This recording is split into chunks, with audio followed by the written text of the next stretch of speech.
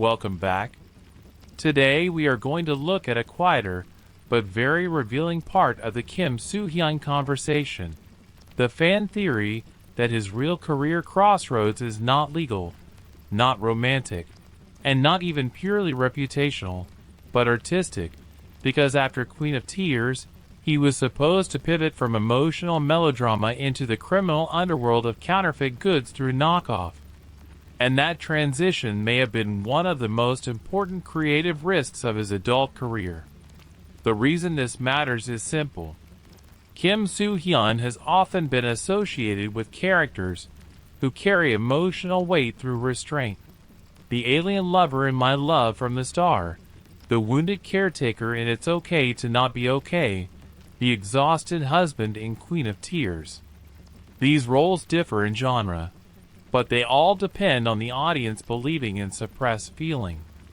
The viewer watches him hold something back until the emotional release becomes meaningful. Knockoff sounded different. Its premise, centered on a man who rises after the 1997 Asian financial crisis into the counterfeit market, suggested a character shaped less by romance and more by survival, greed, class pressure, and moral compromise. The story's historical setting also matters, because the late 1990s financial crisis remains a deeply charged period in South Korea's modern memory, associated with economic pain, social instability, and people being pushed into desperate reinvention. That makes the postponed release especially frustrating from an artistic analysis perspective.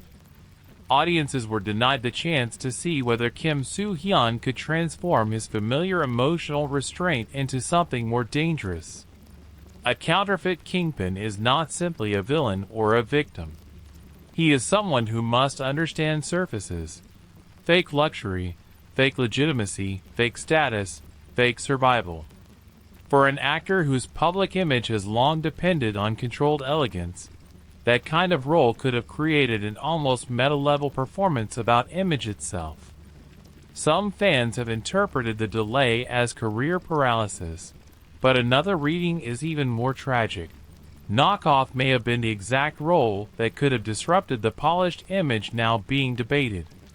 Instead of returning through a safe romantic drama, Kim Soo Hyun was preparing to return through a story about counterfeit identity, economic desperation, and the dark marketplace beneath respectable society. In the context of his later public crisis, that premise feels almost uncomfortably symbolic.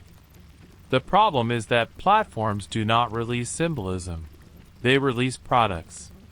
Disney Plus had to consider not only artistic interests but public backlash, brand safety, regional market reaction, and whether the controversy would overpower the drama.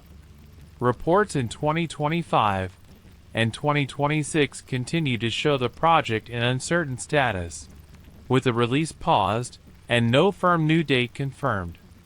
So the biggest unanswered question around Knockoff is not only whether it will come out, it is whether, if it finally does, viewers will be able to see the performance inside the scandal, or whether every scene about deception, power, and survival will be interpreted through the unresolved public story surrounding Kim Soo Hyun himself.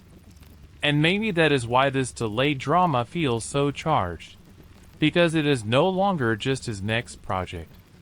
It has become the missing chapter that could either restart his career or expose how much of his old image can no longer be restored.